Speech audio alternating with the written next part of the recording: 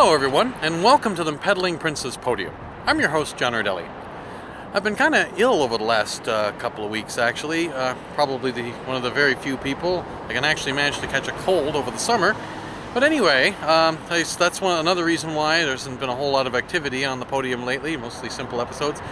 But unfortunately, today I do have some things to update you on, as that Masters of the Universe story I mentioned a couple of weeks ago there.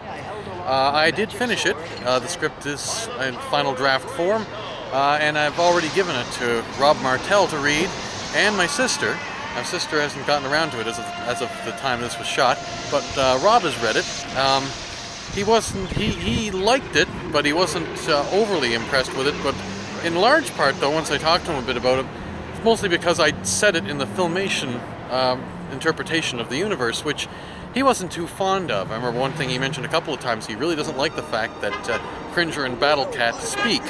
He prefers the 2002 version where they don't, and okay, fine. But myself, I said it in that universe for a very particular reason. I mean, the show was set up as you know, a little kids show, so it wasn't nearly as didn't have the level of violence or drama that you might see if the concept was taken a few steps further. My point was, however, was to try to flesh out the existing characters as they were, as we saw them in the children's cartoons, to prove that yes, even though we didn't see some of these other aspects of their lives, they did have some stuff that was happening to them, or that, you know, parts of their lives that we couldn't show them. We couldn't show as children, you know. So basically, I wanted to keep the Filmation interpretation, because that's the one I have the greatest affection for, really, because that was the show that I watched growing up. And that's probably one of the reasons, too, why I didn't like the 1987 live-action film all that much. It was a good movie, but it didn't really feel like Masters of the Universe. He-Man was particularly far off. Nothing against Dolph Lundgren, seems like a decent actor for what abilities he has, but he's not He-Man. It just didn't feel like He-Man at all. Of all the characters there, the one that really felt like their old self really was Skeletor. Frank Langella's interpretation of Skeletor was good, but the rest of them, they didn't quite feel right. So I set my script in that universe for a particular reason, but at the same time, I have to. It does have a lot of adult elements in it. A fair amount of implied sexuality, and it is a bit more violent than the original, although I don't go overboard with that.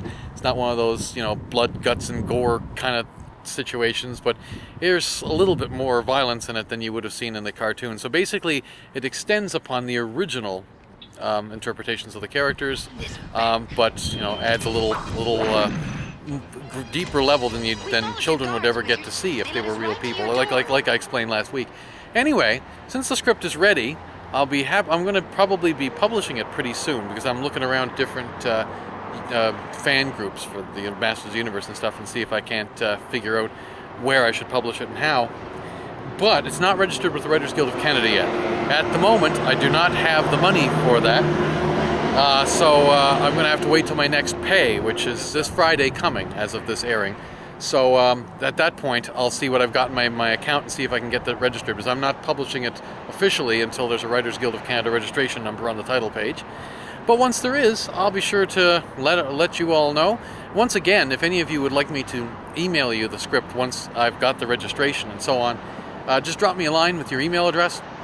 I'll be happy to send that out to you. But anyway, that's what I'm doing right now. That's pretty much what I'm focusing on at the moment. After this, I'm hoping to get back into working on the business plan for Peddling Prince Pictures. It's about time I got back to that.